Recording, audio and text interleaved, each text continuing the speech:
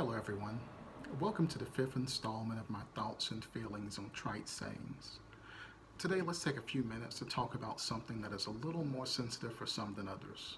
Being told that you don't speak ill of the dead.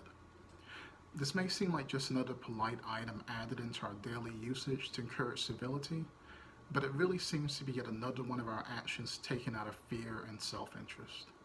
Not only that, but it's much more damaging to the living than it can ever be for those that have died.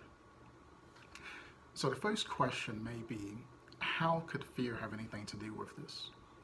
It's not like we're afraid of the dead coming back to get revenge for us bad-mouthing them, right? I mean, at least for most of us, that isn't the fear. While it is true that cultures the world over have a fear of the supernatural, including vengeful spirits built into their mythologies, that's not the kind of fear that I'm talking about today.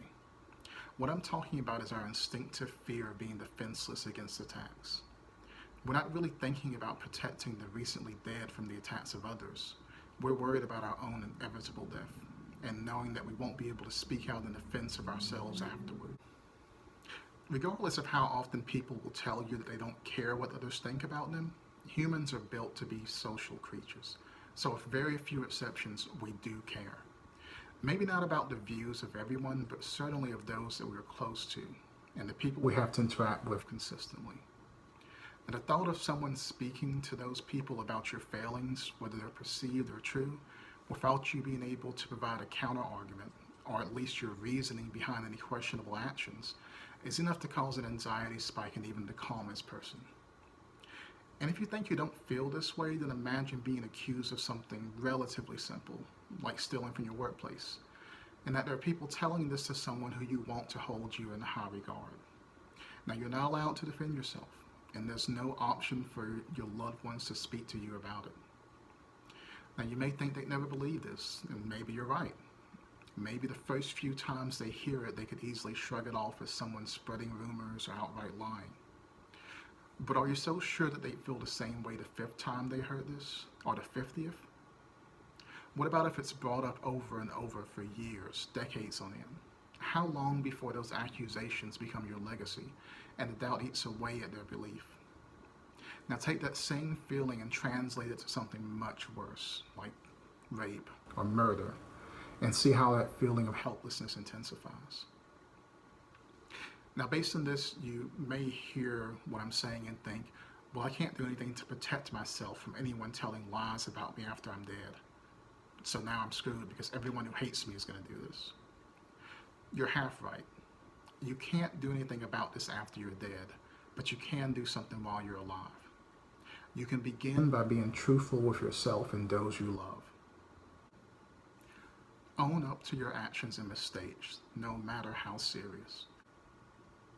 And I don't mean deathbed confessions. Those are too often the self-serving actions of people who are filled with guilt and fear. Usually the fear of some supernatural punishment, or just the repercussions to them, or the truth being known to others while they're still alive, like being imprisoned.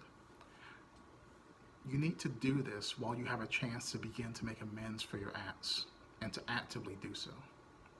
It's important to acknowledge that everything we do is like a rock dropped into a pond. The ripples and the after effects of the action continue long after the stone has settled. After we die, those impacts of our actions will still have to live with those repercussions.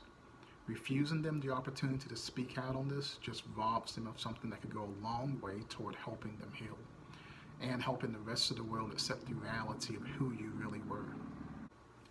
Not allowing people to speak out continues a disturbing trend of people doing horrible things, being able to live their lives and enjoy their legacy free of any responsibility for the people they've hurt.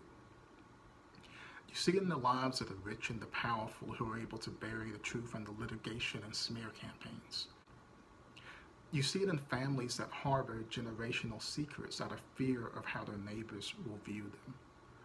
Allowing people to say their piece can help create a world where you and those you love won't have to be silent if they need to speak against someone who has died before being called to task. Of course, you don't have to listen to me or agree with me. I just wanted to take a few minutes to give you a few more thoughts from an insane bookworm. Be safe.